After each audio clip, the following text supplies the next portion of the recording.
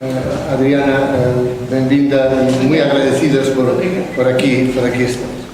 Eu con estes agradecimentos xa deixo a palabra á profesora Carmen Villarino, que será quen a presente e conduza o acto a partir de agora. Boa tarde a todas as persoas presentes. Como acaba de dizer o colega e coordinador do Grupo Galabra de Gestores, temos o inmenso placer de ter hoxe con nos a cantora e compositora brasileira Adriana Calcañoto. Eu renovo tamén moito benvinda a Adriana a nosa casa, a esta casa. Eu organizo o acto de facto do Grupo Galabra e tamén quería reiterar os agradecimentos á colaboración á Vicerrectoría de Estudantes, Cultura e Responsabilidade Social, o apoio de Nordesía Produccións, aproveitando a vinda de Adriana para o concerto que organiza o Concello de Santiago a mañá. Adriana Calcañoto é gaúcha de Porto Alegre e mora desde há anos no Río de Janeiro. Creo que quase todas as persoas aquí presentes, por non dizer todas as persoas aquí presentes, coñecemos un pouco bastante de Adriana a través de algunhas das súas cancións máis emblemáticas. Lembro os cuadros Cariocas, Bambora, uns versos, Señas, Túa, ou polo pseudónimo Partimpín, ou polo que para moitos de nós é quase un himno, Vamos comer Caetano. Autora con máis de 10 discos na súa trayectoria, varios premios a nivel nacional e internacional, con 2 Grammy latinos e numerosos concertos. Eu vou centrar na parte que, digamos, nos trae máis ao encontro de hoxe e non tanto ao concerto de amañá, na que vou facer un equilibrio entre as dúas sensazóns que nos trae Adriana Calcañoto. E é que tamén é moi coñecida polo seu interese pola estreita relación con as artes plásticas e con a poesía. Sobre todo a partir do seu segundo disco de 1992. Musicou versos moi coñecidos para moitas persoas de Mario de Sacarneiro, o escritor portugués, e do brasileiro Ferreira Aular, que tamén tivo un encontro con nos con esta sala. Hai uns anos, infelizmente, hai uns anos agora que faleceu. Asinou colaboracións con os poetas brasileiros Valí Salomón, con Antonio Cícero, con Augusto de Campos, entre outros. Tivo as súas letras reunidas polo poeta e profesor Eucana Ferraz no libro Para que serve unha canción como esa, e organizou tamén coletarias de poesía como Haicai do Brasil, Antoloxía Ilustrada da Poesía Brasileira, ou no ano pasado esta Antoloxía Incompleta da Poesía Contemporánea Brasileira e agora con Nunca. Por tanto, ela tamén fai parte da academia nese lado de como crítica e facendo unha selección do que sería para ela unha proposta de antoloxía de coletaria para os leitores. Creo que, en certo modo, poderíamos adherir ao que a persoa que asinou a contracapa deste libro interior dicía que Adriana Calcañoto consolidou, non sei se ela está de acordo ou non, a súa carreira musical con os dois pés fincados na poesía. Ela propia, na columna Autorretrato, publicada no Jornal do Brasil en setembro de 1996, declaraba o seu amor, xa naquela altura, polos escritores brasileiros Augusto de Campos e Osvaldo de Andrade e polo artista Elio Equifica. E comentaba: quero facer canzóns ben simples, quero saber para que serve unha canzón, além de afirmar, eu gosto de facer shows. Iso era en 1996, creo que 22 anos depois mantén eses seus amores, mas está ela propiamente para que con a súa conferencia nos dé a pista que sea así ou non. Adriana vai falar precisamente hoxe sobre Canzón de Amor Cantar eu nin, un asunto que coñece moi ben por algunhas das pistas que se acaba de sintetizar de maneira, en fin, injusta, porque é demasiado breve pola súa práctica como compositora e como cantora, de textos propios e alleios, mas tamén pola súa experiencia como profesora convidada na Universidade de Coimbra, onde este trimestre está dando un curso sobre como escrever canzóns. Ela foi convidada tamén no ano pasado e é embaixadora da Universidade de Coimbra para o Brasil desde o ano 2015. Se o mar é unha das constantes nas súas letras, creo que as referencias a poemas, a poesía, ocupa unha presenza tamén moi volumosa, moi importante. E a eles se referen canzóns que tal vez lembremos de maneira máis ou menos inmediata ou inmediata: Canzón por acaso, Canzón sen seu nome, Cantada depois de ter você, Ultramar, A fábrica do poema e varias outras máis. Tamén é habitual ouvir a falar en entrevistas e en depoimentos, algúns estes días nos medios de comunicación galegos, sobre as relacións entre música e poesía, música e artes plásticas e poesía. E é que para ela, cuando menos o que se deduce de algunhas desas entrevistas e depoimentos, as canzóns e os poemas son canzóns e as canzóns son poemas e deberían ter un estatuto semellante. Por tanto, non di que non lle interesa moito a división entre as diferentes linguaxes artísticas. Iso que se percebe ao traballar as letras dela ou vila como nunha conferencia como a que nos vai dar hoxe.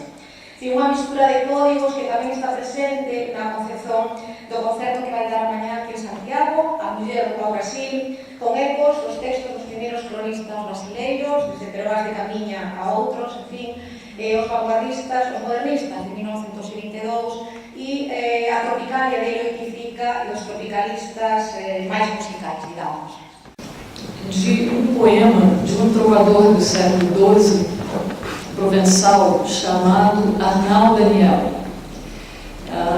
Como ele era da Provence, ele compunha, ele escrevia em Languedoc e não em Landoil, que vem a ser o francês, o que virou o francês, por isso se pronuncia Arnaud e não Arnaud. Ele é o inventor da cestina, dessa forma dificílima de compor. E ele é um dos integrantes do Trobar Lyrique. Existiam vários tipos de Trobar nesse momento, no começo do século II, o Trobar Lyrique, que é o Trobar rico, o Trobar Cluse, que é o Trobar o Trobar fechado, o Trobar Leu, que é o Trobar leve, que ficou mais conhecido pela leveza. O Trobar Cluse era tão hermético, tão cheio de códigos, que só uma pequena elite compreendia. Então, de tão hermético, ele morreu, porque ele não se comunicava. E como diz um filósofo brasileiro chamado Chacrinha, quem não se comunica. Então, o Trobar Cluse morreu por falta de comunicação. O Trobar Leu existiu.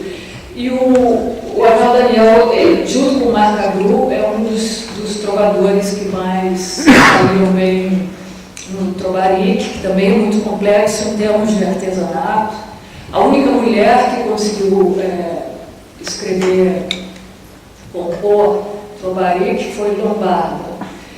Então, eram coisas muito herméticas, porque eram dentro de uma elite. Arnaud Daniel é muito significativo, porque quem retoma ele foi considerado um grande poeta, depois ele foi desprezado, essa vida dele na história assim, andou em ciclos, o que é normal, que ele foi revisado várias vezes, mas quem retoma ele como um grande poeta é Dante, na comédia, que se encontra com ele, e ele é o único personagem na comédia que fala na própria língua, ele fala em provençal.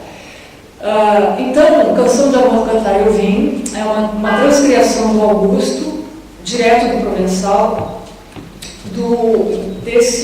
dessa canção que existe inteira, com melodia e com letra, que seria mais ou menos assim, em provençal. Chanso du mot son plane prim, farai pois que voto il vin, e laus orsim son de color, de muita flor, e verdeia la folha, il chan e il braille sonaram braille, des alces per la olha. E em português, o Augusto fica canção de amor cantar eu vim ao ver o verde do capim e o campo enfim cheio de cor, de muita flor e verde ver a folha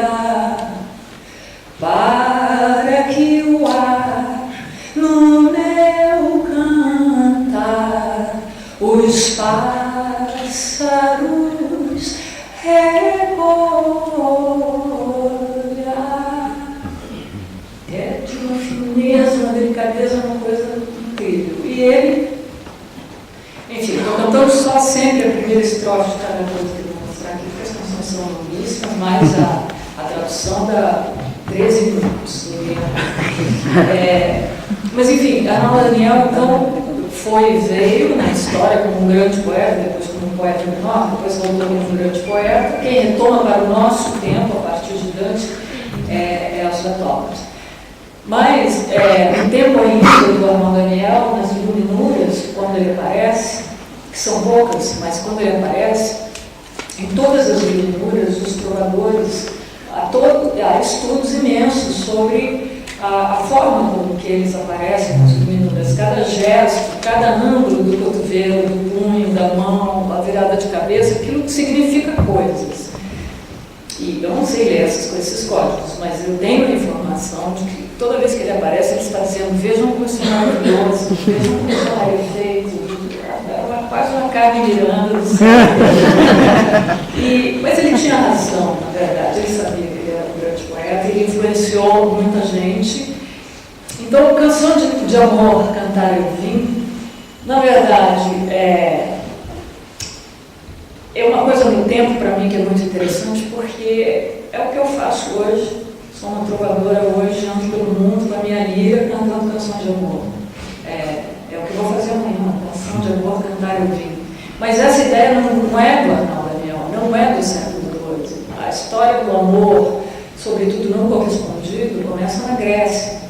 Na Grécia tem muitas ideias também de, mais até talvez de sexo não correspondido, mas a gente pode traduzir como sendo o amor não correspondido. Então, essa linhagem da alta poesia transmitida através da música começa na Grécia, começa com Homero transmitindo oralmente. Quando a gente lê Ilíada e lê Odisseia, a gente entende que aquilo ali, pelos epítetos, por muitas coisas, que aquilo ali é uma construção oral.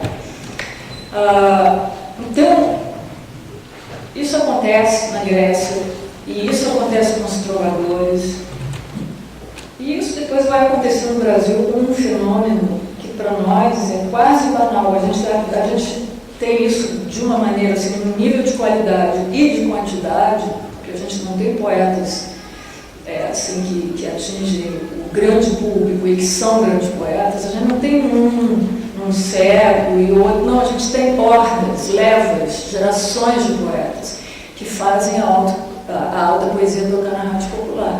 A Carmen falou que Ferreira Goulart foi um impacto, foi o que essa experiência que eu tive lavando a louça depois do almoço, ouvindo um radinho na pia, assim, bem baixinho para não acordar minha mãe, que tinha que dar aula na universidade à tarde, então ela fazia uma sesta, ela tinha essa sabedoria espanhola. E eu aprendi a lavar a louça sem fazer barulho. E aí eu botava um rádio bem baixinho, porque aí eu mesma não podia fazer barulho para mim mesma. E eu ouvi o Fagner, que é um cantor, compositor brasileiro, cantando Traduzir-se, um poema do Ferreira Goulart que fala sobre isso mesmo, sobre a arte, sobre a expressão, e ainda usam uma jogada na letra, que ele inverte uma coisa, enfim. Aquilo, quando eu tive um impacto tamanho, eu pensei, se eu pudesse, eu daria a minha vida para fazer outra pessoa, não precisa ser mais de uma, outra pessoa sentir isso que eu senti agora. Esse impacto de ouvir uma coisa que eu vi que não era igual às canções que eu ouvia com as empregadas, as babás da casa, também na rádio popular. Mas ali tinha uma coisa que aquele homem, que aquele texto dizia, que era uma coisa que ele sabia e que eu sabia, e que era a poesia. Então, e nessa mesma rádio eu ouvia o Vinícius de Moraes com aquela voz de quem sabia uma coisa que eu não sabia, e que ainda tinha a generosidade de estar ali na rádio, disposto a partilhar. Para mim, tudo isso é a mesma coisa.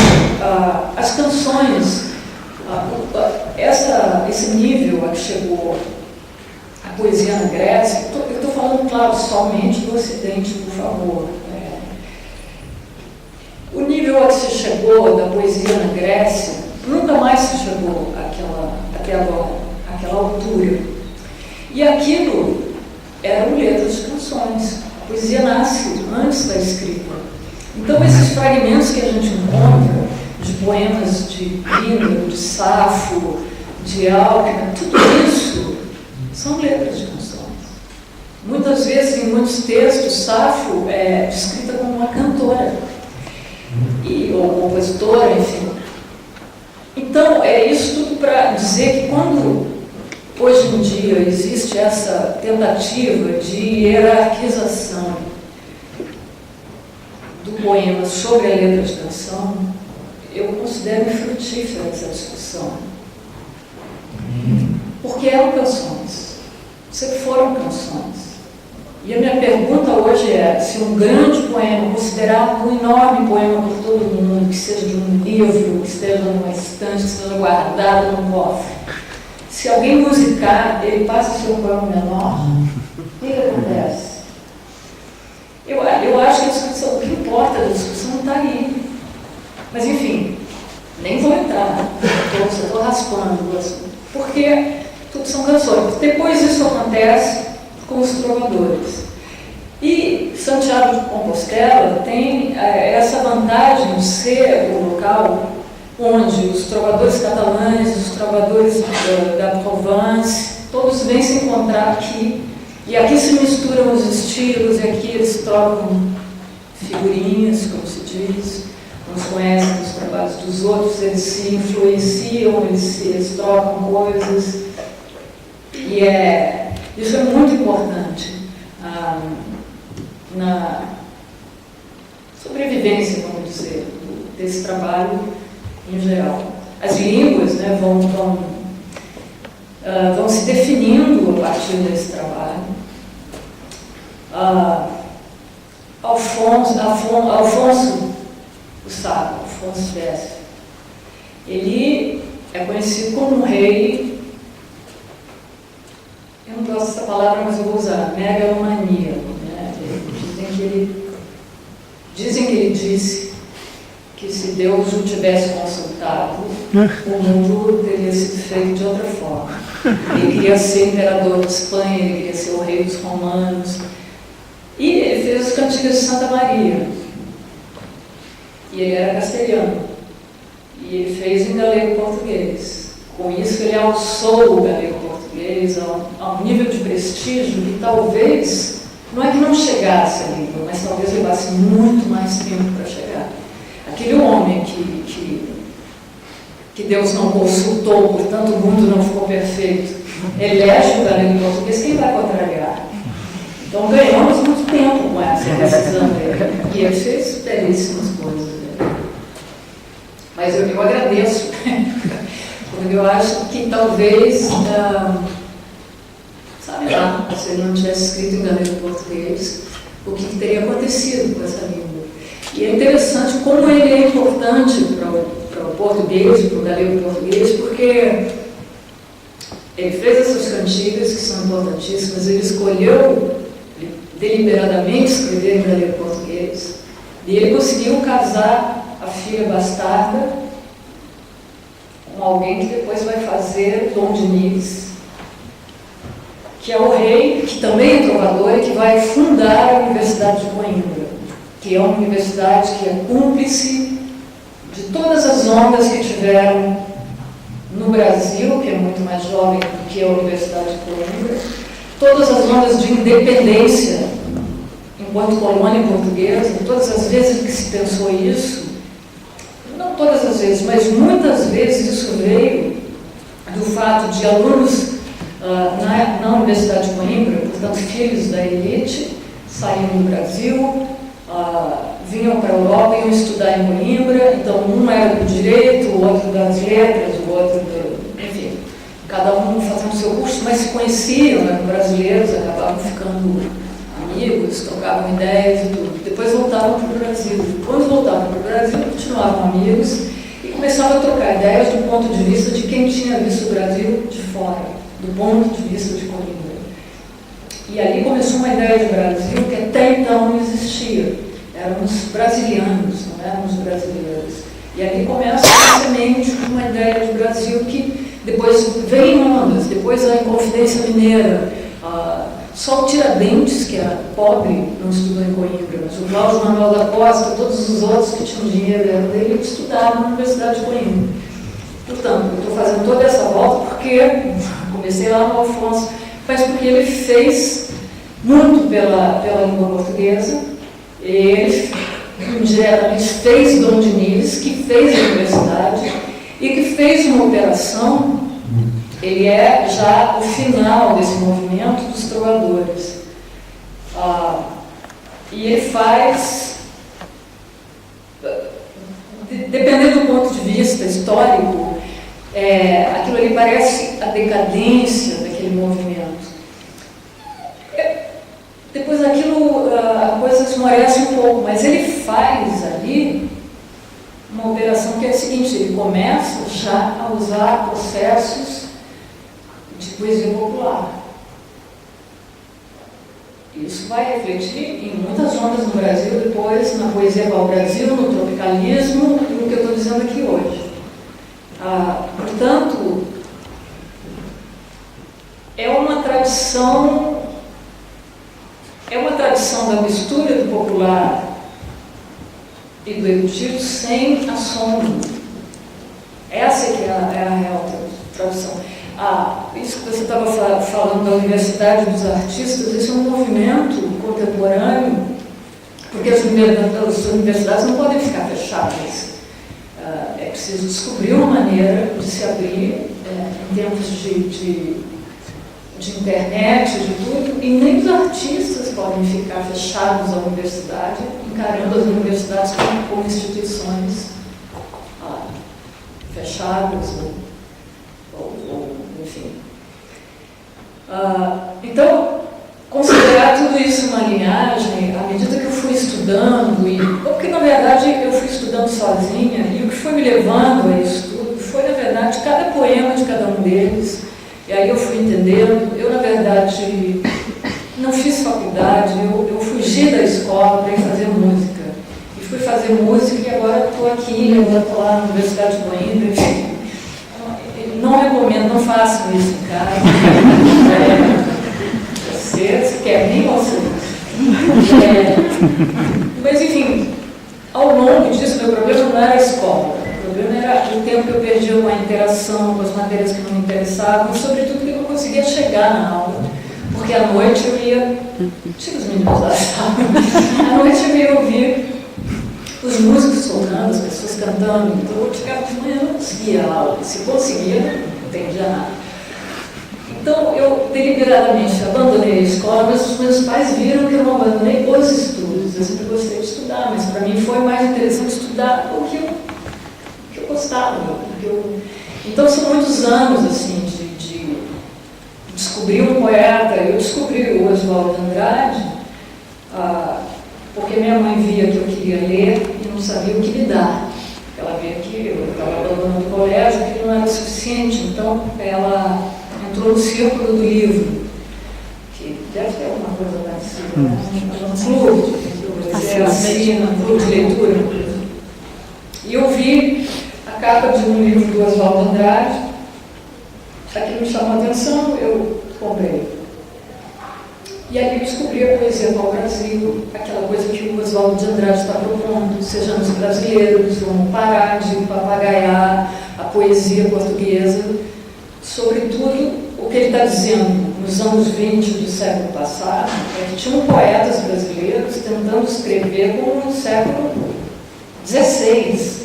E fazia sentido aquilo. Vamos falar como nós somos. A contribuição milionária de todos os erros, como diz. Vamos ver com olhos livres.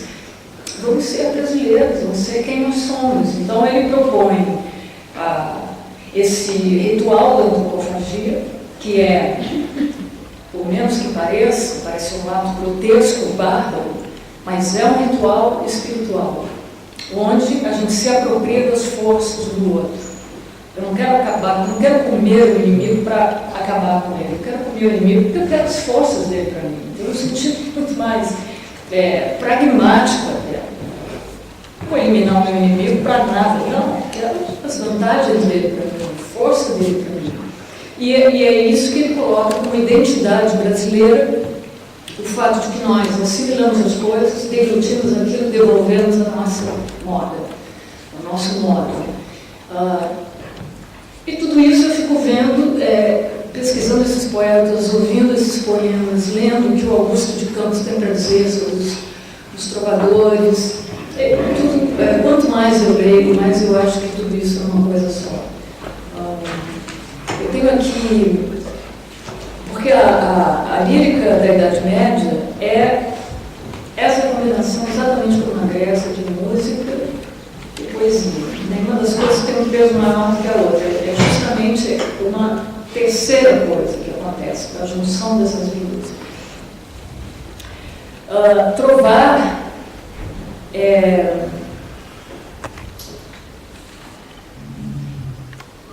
trobar. O verbo trovar significa ao mesmo tempo encontrar, achar.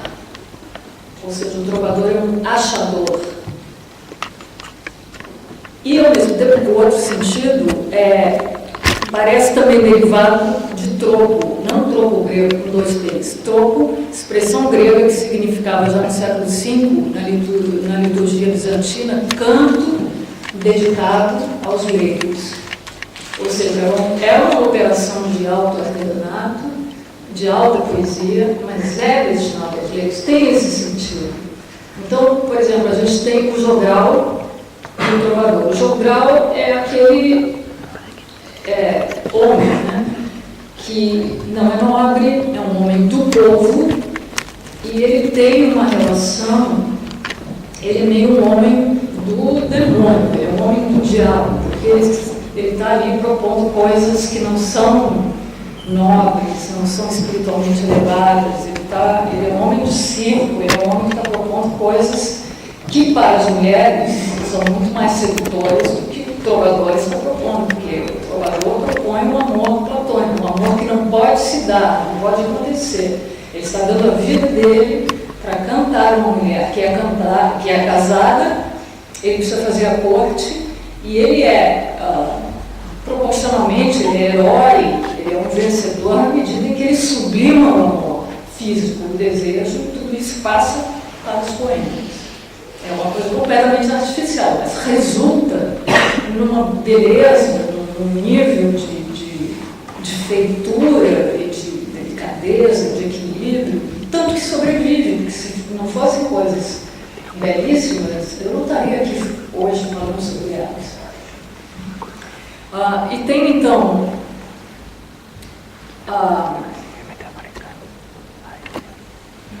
aqui o Alfonso X faz numa das cantigas de Santa Maria, ele canta o amor à Virgem de Santa Maria como se ela fosse uma dona, se ela fosse essa mulher que não se pode, que o trovador não pode ter, no sentido do amor cortês medieval. Nesse tempo, senhor era senhora, porque os substantivos terminados em or eram uniformes, não tinha diferença de masculino e feminino. Então ele fez uma coisa cujo refrão, era um refrão, aí você tinha uma estrofe, depois do refrão, depois uma estrofe, depois um refrão, uma estrutura dessas que aparece nas telenovelas, que era rosa das rosas e flor das flores, dona das donas, senhor das senhores, rosa das rosas e flor das flores, dona das donas, senhor das senhores. Desculpa, eu estou sem a mira. Enfim, tem milhões dessas canções, tem muitas dessas canções que quando a gente canta sem os ornamentos da época, elas são tão parecidas com as canções contemporâneas, elas falam da mesma coisa, porque os assuntos das canções são os mesmos da Grécia até aqui, porque os assuntos do humano são os mesmos. São as mesmas coisas sobre as quais Shakespeare falou e por aí vai. Tratadas do ponto de vista da grandeza dos poetas, do nível de artesanato e cultura, e possibilidades, e vocabulário que eles têm. Mas é uma coisa impressionante o quanto isso é vivo hoje. Existe um professor na Universidade Livre de Barcelona, Antoni Forcel, que ele não é que ele ensina no mundo antigo, ele vive no mundo antigo. E ele toca instrumentos antigos e tudo, e ele gravou um disco que é muito interessante de cantigas dos trovadores catalães.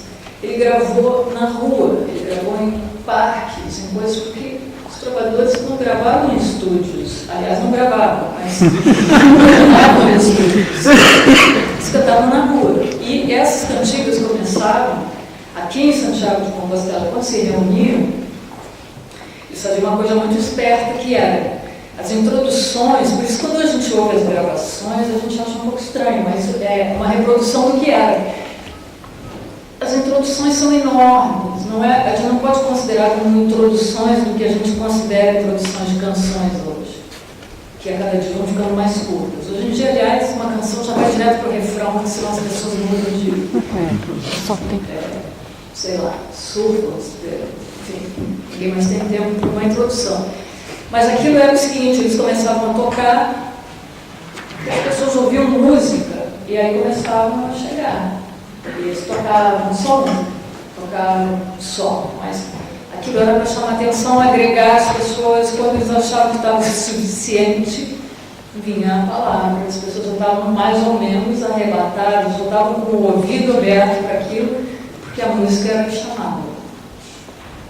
Porque realmente, se a gente pensar, se eles fossem ler esses poemas no seco, eles teriam menos audiência. E, muito provavelmente, as coisas não sobreviveriam. Os poemas não iriam adiante, porque é muito mais fácil a gente memorizar canções. Por mais que a métrica seja fechada e as rimas sejam musicais e tudo, se são canções, a gente decora com mais facilidade. A Ilíada sobreviveu por causa disso, a Odisseia também. E esses poemas também. É por isso que os professores nas universidades, no Brasil, nos cursinhos de vestibular, as aulas de física, de matemática, são todas musicadas. As fórmulas de química são musicadas. Porque você não esquece mais, porque é uma canção. Eu prefiro ouvir poemas do que fórmulas químicas, mas funciona igualmente. Então, Martin Kodax, que é daqui não, de Vigo, supõe-se que seja de Vigo, é um jogal, portanto não é um homem nobre. Era possível nessa sociedade que um homem escrevesse tão bem que pudesse ser considerado um trovador, ainda que não fosse nobre. As mulheres, esse privilégio não era dado. Ela era nobre ou ela não era nobre, mas elas escreviam muito bem. E há especulações de que, sobretudo aqui, na Galícia, algumas mulheres escreviam, mas tinham pseudônimos masculinos, que ficava mais fácil aquilo de passar adiante. Não sei bem disso, porque, como não eram gravações, você não dá para o intérprete cantar, mas talvez elas dessem para os jogais cantarem. Não sei bem como seria esse método, mas elas escreviam e existem hoje gravações dessas obras, dessas mulheres, das que sobreviveram, que são belíssimas também. E Martin Kodax é muito conhecido, universalmente conhecido, porque a a música dele sobreviveu inteira. Assim como a gente tem 2 canções inteiras de Arnaldo Daniel, aquele trechinho que eu cantei, existe a música inteira com a letra inteira. São 2 canções dele que sobreviveram inteiras. E Martin Codex a gente tem várias cantigas inteiras. E isso é interessante porque isso apareceu, esse pergaminho, estava encadernando um volume de uma obra de Cícero e um livreiro que foi em Portugal. Acho que sí. Solo que os livreiros están na sala, probablemente. Nossa, eu não diria. Foi encontrado por alguém que prestou atenção na capa, enfim, de um livro e descobriu a música de Martin Codex no livro. E as canções são belíssimas, tem algumas cantigas que são uma história, então há muita confusão, porque aí, no meio disso, quando eu comecei a estudar um pouco de provençal para cantar as cantigas do Arnaldo Daniel, entrei um pouco nessa coisa acadêmica, aí tem os puristas da versão não sei o quê, e aí tem os outros da versão não sei o que lá, e aí eu comecei a ficar esquartejada com essas possibilidades, quem é que está certo, quando na verdade ninguém sabe exatamente. Né? Mas, então, por exemplo, as cantigas de Martin Codex têm numerações diferentes, porque tem numeração de acordo com a ordem que... E tem uma numeração que é um pouco mais lógica, que seria a numeração da ordem dos acontecimentos das cantigas. Tem uma ordem da menina que se apaixona, que são canções de amigo, que significa que é o Jobral escrevendo na voz de mulher. Que é uma coisa que, por exemplo, o compositor brasileiro Chico Buarque faz muitíssimo bem, na voz da mulher. Então, existe a terceira cantiga, segundo alguns é a terceira, segundo outros é a quarta, que é assim: ai Deus se sabora, meu amigo, com meu senheira estou em vido. Ai Deus se sabora, meu amado, como eu enligo senheira manho e vou namorada, como eu senheira estou em Vigo, e nulas gardas nomei comigo e vou namorada, como eu senheira envio manho, e nulas gardas migo não trago e vou namorada, e nulas gardas nomei comigo, ergas meus olhos que choram, amigo, e vou namorada,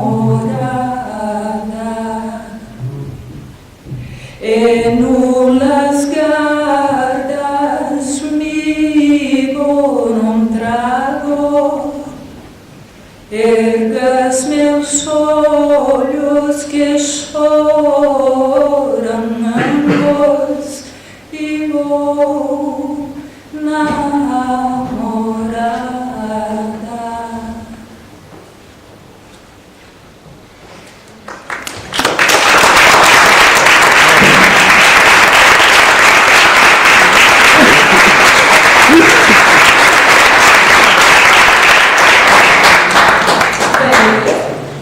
Não tem muito mais não o que dizer, porque na verdade Agora que a gente disse que tem especialistas na sala, não.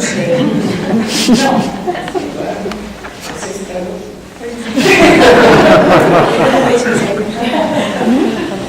Mas enfim, não, é porque eu sei que também vão fazer perguntas. Fique à vontade.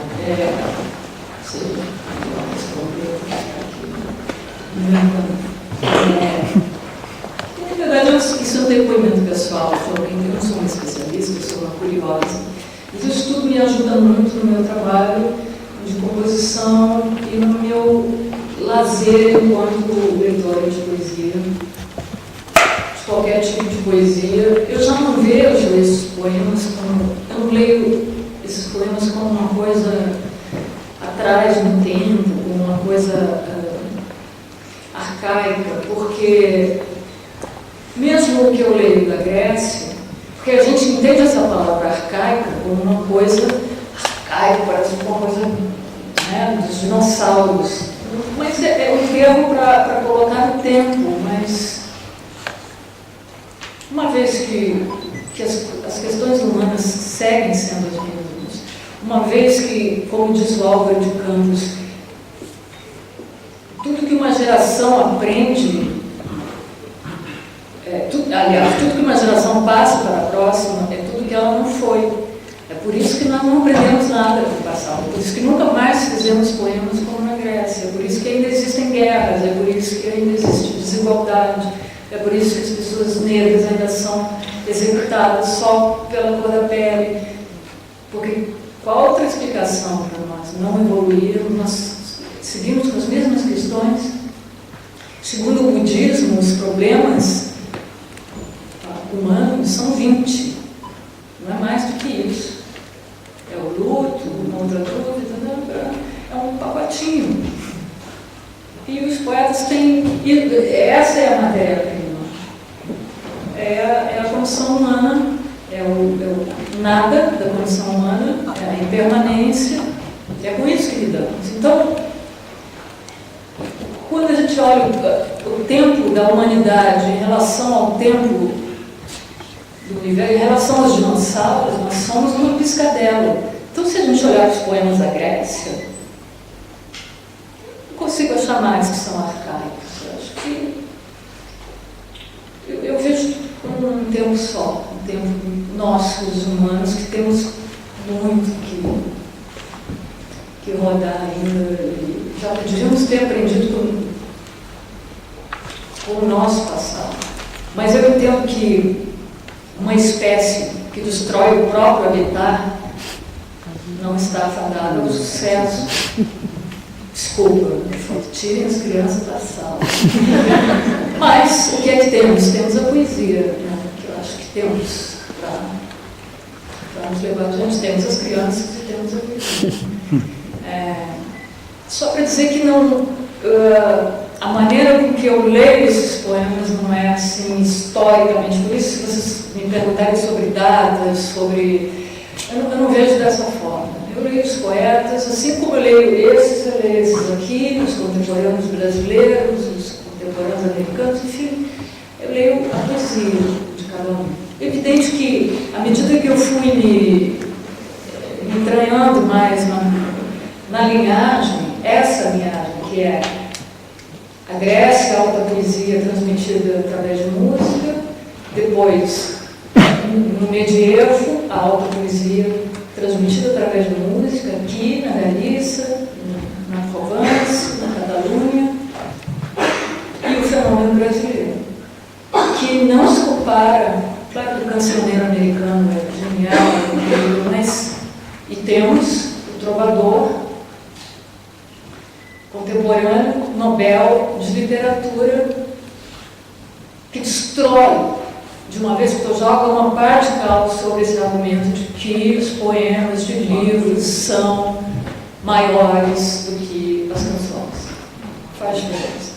O Antônio Cícero e o Ali Salomão, dois poetas contemporâneos, o Ali já falecido, mas eu trabalhei com os dois, trabalho com o Antônio Cícero ainda. Eles também detestam essa questão, consideram infrutífera. Eles criaram um esquema que é o seguinte: O meu poema que sai primeiro em livro é poema, mas se ele sair primeiro como canção, ele é letra de canção. Faz diferença, não tem hierarquia, só tem, já que as pessoas precisam e tenham uma diferença, tem essa diferença. Saiu primeiro numa melodia, então é letra. Saiu primeiro num livro, então é poema. E pronto. Então, eu acho que, mais do que o Bob Dylan ganhar o Nobel de Literatura, acho que o Nobel de Literatura ganhou um Bob Dylan, que é o nosso trovador representante, mas somos milhares, somos milhões pelo mundo, com nossas vidas, aí de cidade em cidade. Amanhã eu vou fazer isso, espero lembrar das letras, já peço desculpas adiantadas. Eu acho que é isso, né? Se alguém tiver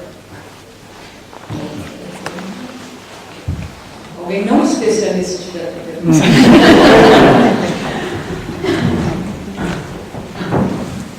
Nós estamos interessados na cultura, não na cultura. Obrigada. O que mais nos interessa? Boa tarde. Bom, Adriano, obrigado pela palestra. É um prazer receber aqui em Santiago, como falaram os professores. Meu nome é Oscar, sou jornalista aqui, nascido em Santiago de Compostela, mas passei 11 anos no Brasil, então também tenho metade de um lado e do outro, né? Recentemente, no final do mês passado, eu fui assistir o show do Bob Dylan em Barcelona, né? Era o show do Bob Dylan em Barcelona. Então eu aproveitei para revisar um pouco do que ele disse a respeito das canções, das composições dele. E acho que tem uma coisa que vem muito a calhar, que ele falava o seguinte: aquela composição que eu escrevo, eu consigo cantar uma canção. Aquela composição que eu não consigo cantar, eu chamo de poema. E aquela que é muito longa, eu chamo de romance. E nesses romances, por exemplo, ele dizia no começo dos seus tempos como autor que ele já havia escrito 2 ou 3 que eram talvez experiências líricas de cidades que ele havia visitado, né? Então ele recolhia as experiências dele no início da vida naquelas cidades, que foi uma das coisas que marcaram a diversidade musical e de ouvido dele. Então acho que é muito interessante essa classificação que ele fazia, muito intuitiva também, porque ele também pulou a faculdade, ele passou 6 meses na universidade, e aí depois dessa experiência ele resolveu, ele também era uma autoridade também, ele aprendeu piano, aprendeu violão com 15 anos, depois dessa experiência universitária ele resolveu uma vida de trovador, né, como você mesma disse. Ele é autodidata, mas ele é cultíssimo de poesia. E muitas canções dele citam, sei lá, versos de John Donne, de poetas assim. Mas de uma maneira que, se você não conhece aquele verso, você não, como eu vou dizer, você não perde nada. Se você tem aquele código, você sabe que é John Donne, aquele verso, você ganha o código. Mas se você não sabe, você não perde o código.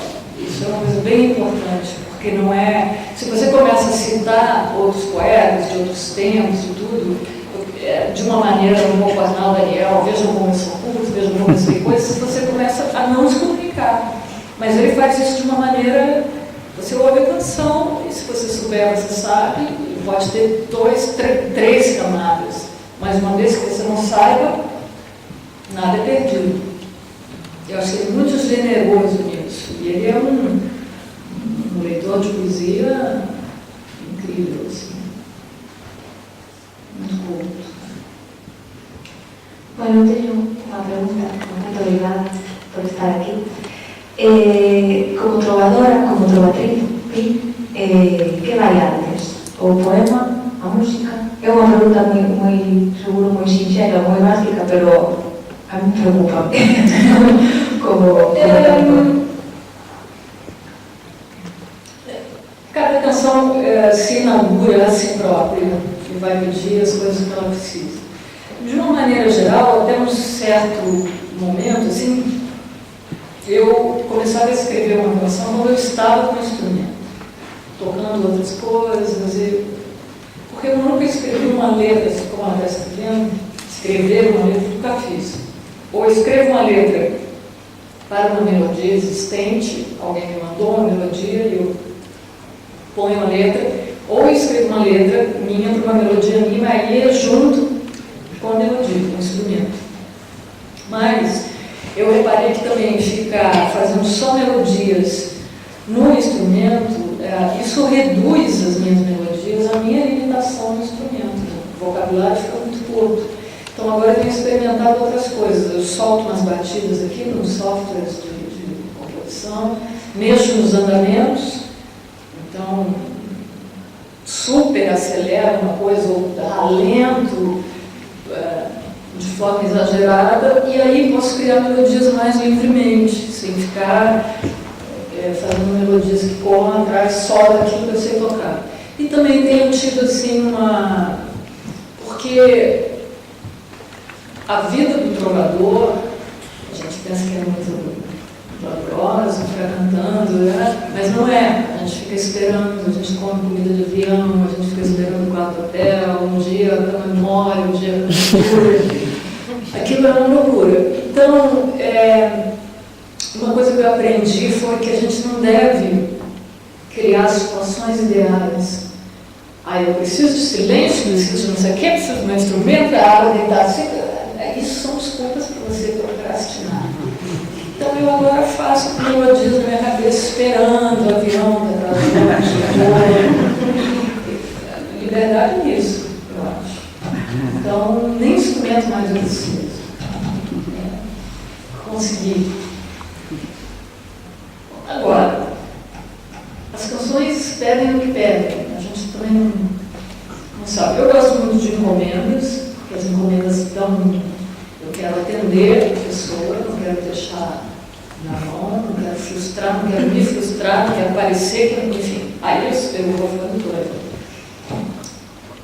No começo não foi tão fácil, encomendas importantes, assim, uma vez que Maria Bethânia, primeira vez que Maria Bethânia me pediu uma canção, eu tinha essa encomenda, eu tinha esse compromisso. Eu pegava o violão e botava no colo e dizia, então, vou compor a minha canção mesmo. Eu parava lá na geladeira. Demorou. Mas agora eu gosto porque é uma pressão. Se a pessoa não usar a canção, isso é de menos. Uma encomenda serve para que uma canção seja criada. Depois ela toma o rumo que ela quiser. Porque as cantoras têm seus caprichos, então, e as canções também. Então, às vezes eu faço com uma cantora e vai parar lá no disco da outra de formas insondáveis. Isso também, esse mistério é interessante.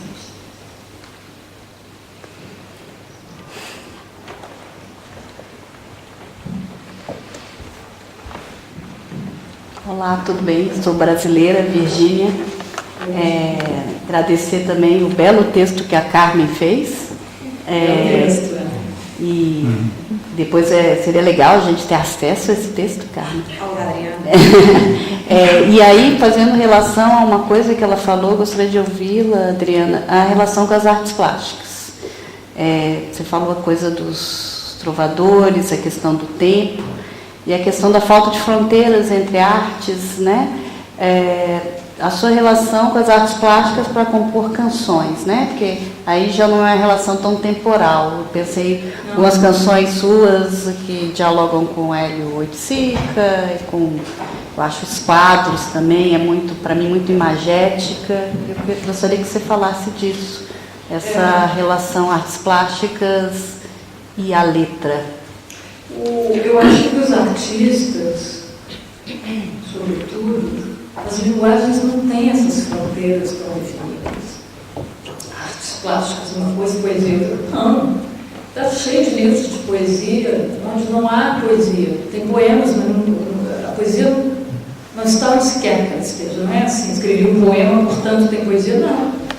Mas tem poesia na pintura, tem poesia. O caso dos quadros é muito interessante, porque eu fiz por causa do filme Atomy, que me deu um impacto na retina, aquelas cores daquele filme, porque eu considero, eu já tenho idade para revelar isso. Antes eu tinha medo de dizer, as pessoas me acharem louca, já sabem que eu sou louca, então não tem importância. Mas, para mim, o Almodóvar era um pintor, A maneira com que ele trabalha as coisas é uma maneira de pintor. Claro que ele é um cineasta, é um roteirista, é um bom diretor de ator, mas ele tem um lado pintor. E foi esse lado que me pegou naquele filme e que proporcionou, assim, startou a canção. Era uma canção que eu vinha mexendo, assim, mas ela não estava, ela estava um pouco nebulosa. E a partir do filme ela tomou um rumo. E de alguma maneira eu juntei com aquela coisa de Frida Kahlo. Tem para mim ali naquelas cores um modo de ver as cores, de trabalhar com as cores. O Hélio Siga também, que é um cara que está propondo que a cor saia da moldura, saia da parede, vá para o ar, fique se mexendo no ar, é isso, uma cor em movimento, e no momento que você dança, você não está dançando, não importa a sua dança, o que importa é que a cor está se movimentando pelo acaso. Então, para mim isso é extremamente poético, é uma operação que me move, que me assusta, no melhor sentido. Acho sim que para os artistas e para as novas gerações, para as novíssimas gerações, eu acho que eles acham até graça nessa maneira de literatura, dança, história quadrilha. Gente, acho que não.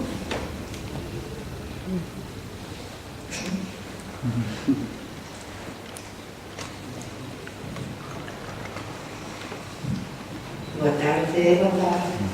Obrigada por vires cá a falarnos da tua música e do amor à poesia. Eu teria uma curiosidade, além de contar-te que da música galega existe uma longa tradição também de divulgar a poesia através da música, das grandes autores, Rosalía de Castro, Luís Henrique. E muita gente conhece esses poetas a raíz da música, e isso é super interessante. Queria saber se as novas autoras e novos autores no Brasil também fã da poesia, digamos, música poesia.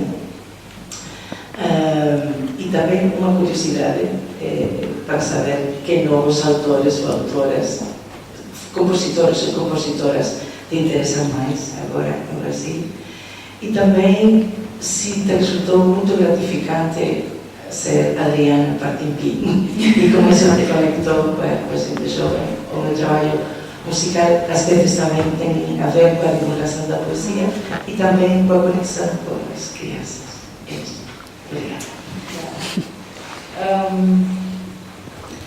Tem acontecido no Brasil que, a partir de um momento, tinha uma certa tradição, assim, os homens compõem e as mulheres interpretam. As cantoras no Brasil têm um poder incrível.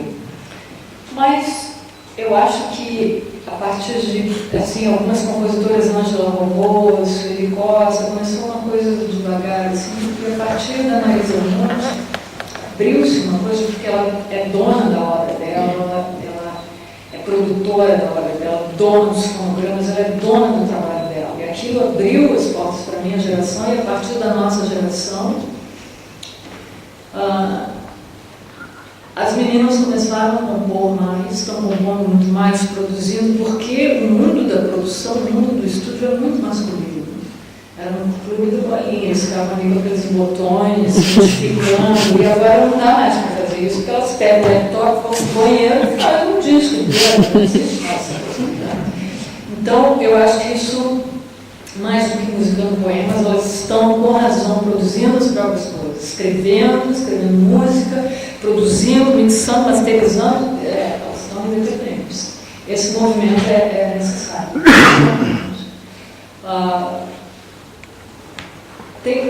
E a poesia sem música está muito efervescente também.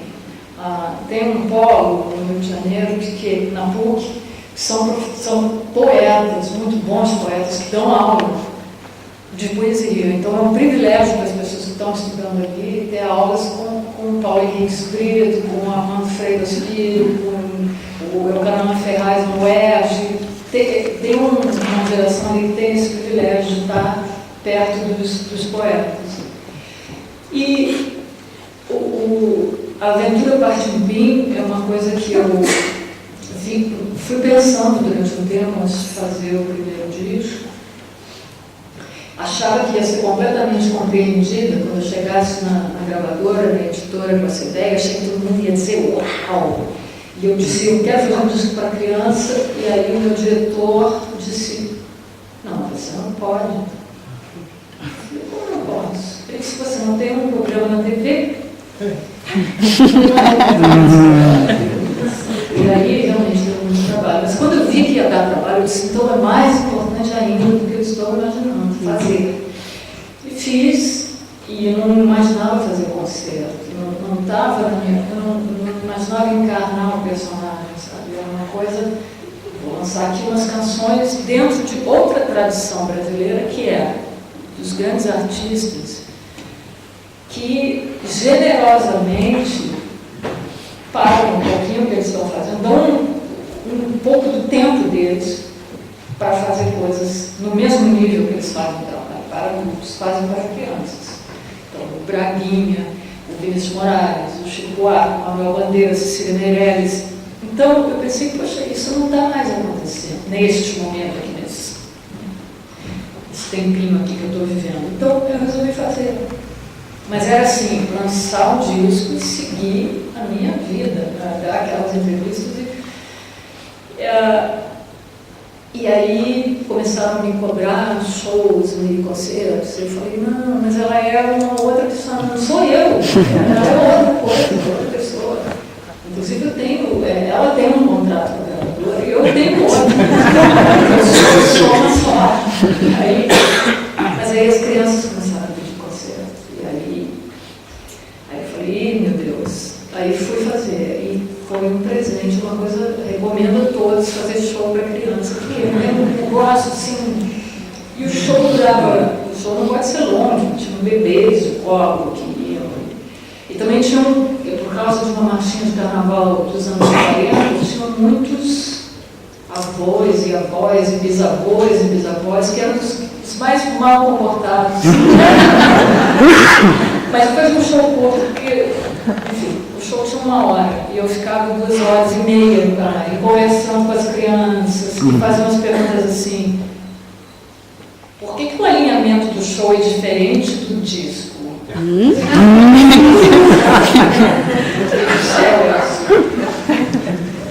Mas foi incrível.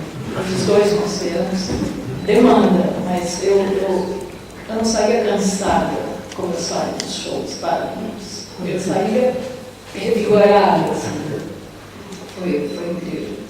É recomendável. Rejuvenesce.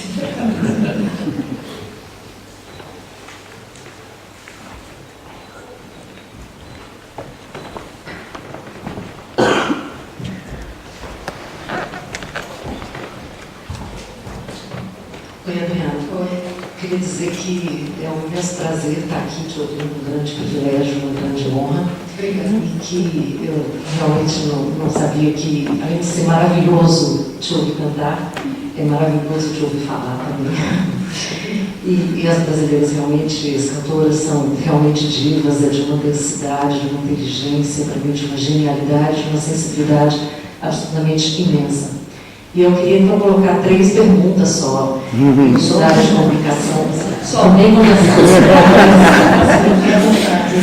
Roubar a palavra, chegar à sua altura. Acho que a questão dos meios de comunicação, né, a gente tem esse embate, porque realmente eles fazem uma coisa muito kitsch, muito para as massas, para mim, uma coisa muito comercial, e isso no Brasil é evidente, ou seja, a gente tem músicas de uma nova onda de cantores e composições absolutamente detestáveis, com muito sexismo, muito baixo calão, muito vulgares e tal, e aí zero de poesia, na verdade, né, nenhum tipo de encanto naquilo.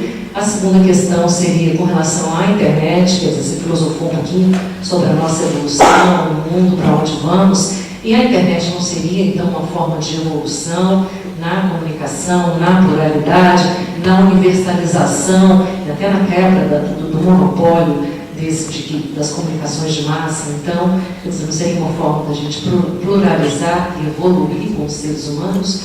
E, por fim, o que emociona a Adriana a qualquer minuto? Obrigada. Só isso.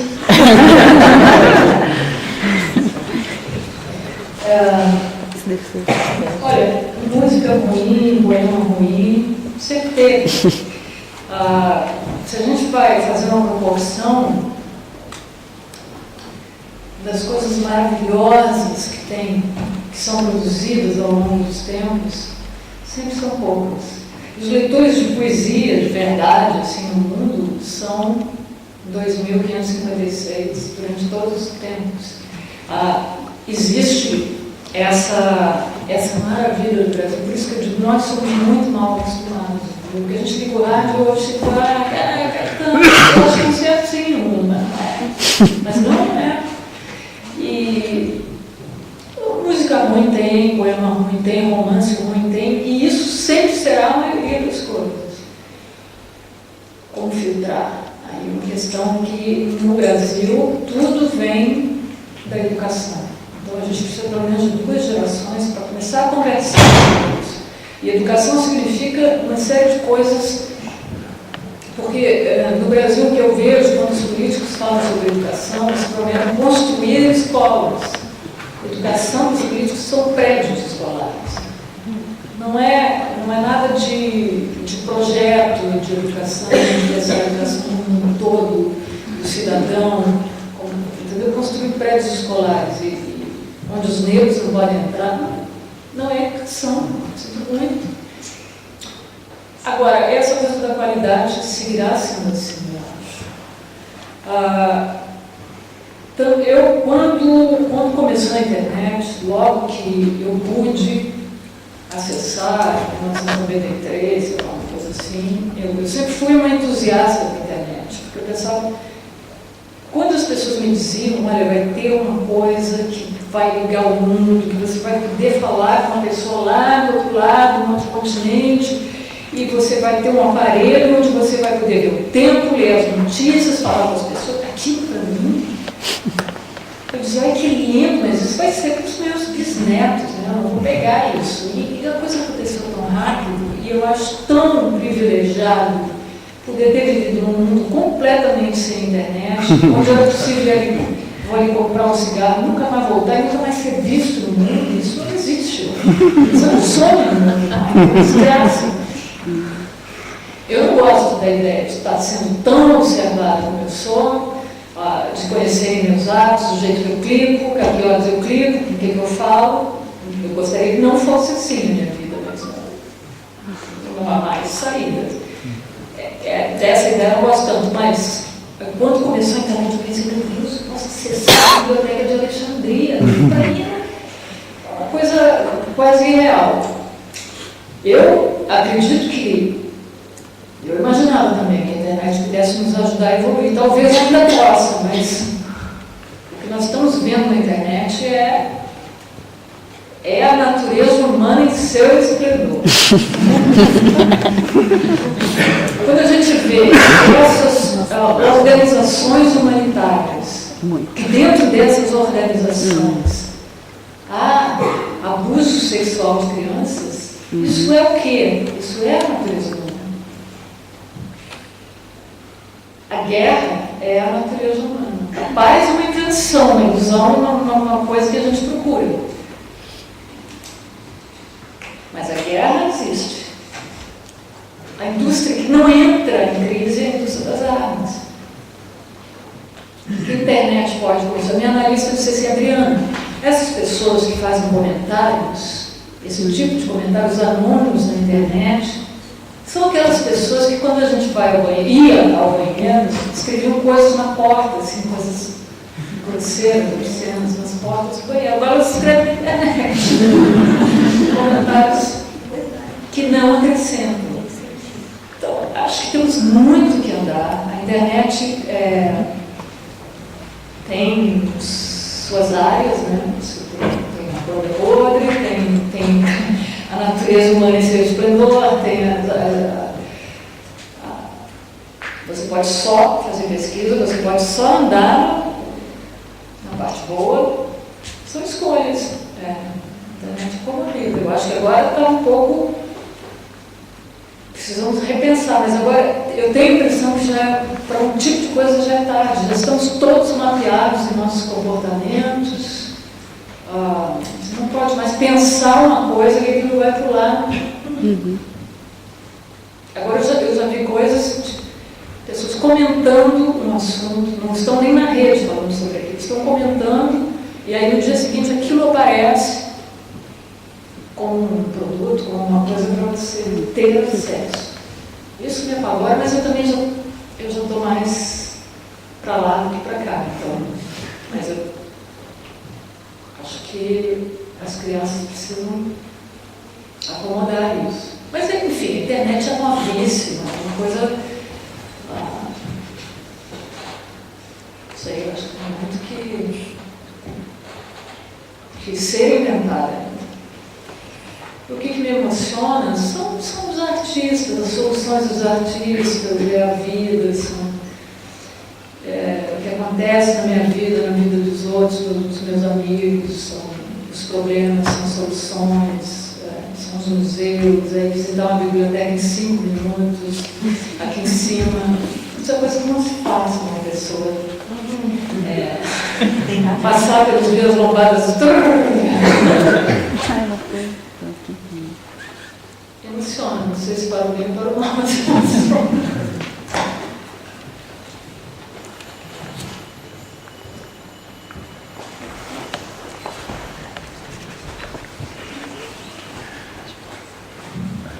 Olá, boa tarde. Quase nem posso acreditar no que estou fazendo neste momento, fazer uma pergunta diretamente a Adriana Calcanhoto. Bom, subscrevo as palavras de que me precederam no uso da palavra, que é um prazer sempre ouvir-te. Teve 2 ocasiões na anterior show que em Compostela em 2007. Na Casa da Música do Porto, um show no micrófono do samba ao vivo, que foi absolutamente espetacular. Fiquei à espera, na saída, para despedir uma dedicatória do disco, mas não teve oportunidade, então aproveitar agora para agradecer. E amanhã, se tudo correr bem, pois irei no segundo show aqui na capital da Galiza. Bom, vou ao assunto da palestra e farei uma pergunta mais antropofágica ou enológica, se quiser. Não vou perguntar se já comeu Caetano ou não, mas a pergunta é: já bebeu um Martin Collins? Quero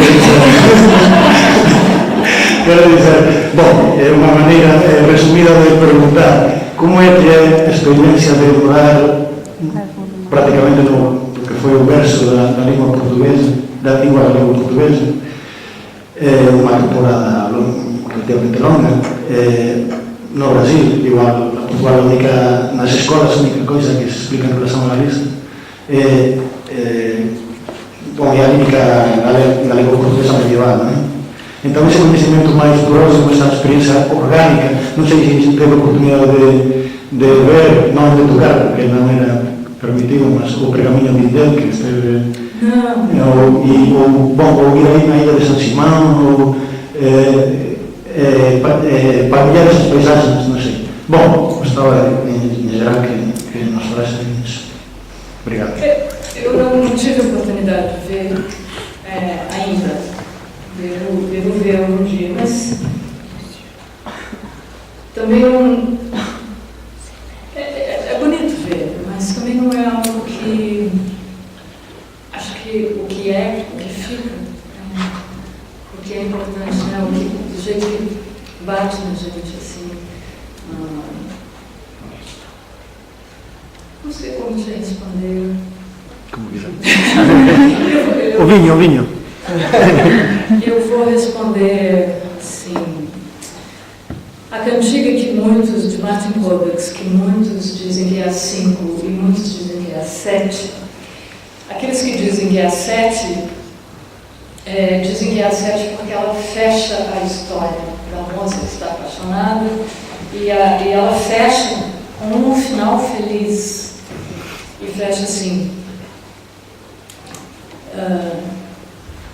Quantas saberes amar, amigo, treines comigo no mar de Vigo, e banhar-nos-emos nas ondas, e banhar-nos-emos nas ondas. Quantas saberes amar, amado, treines comigo no mar levado, e banhar-nos-emos nas ondas, e banhar-nos-emos nas ondas.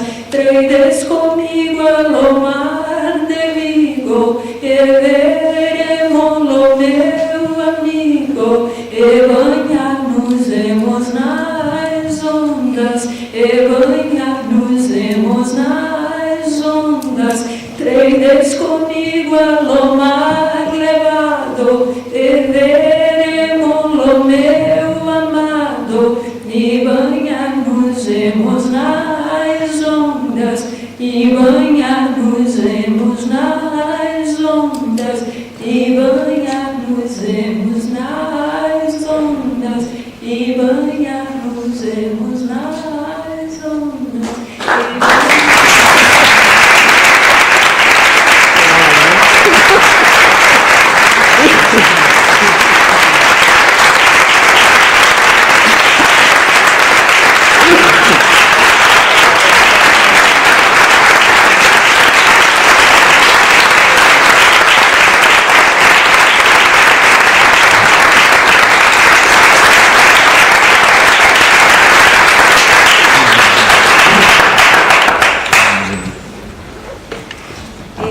Penso que estamos todos emocionados e emocionadas e só falta agradecer a Adriana que nos emocionase máis. Adriana.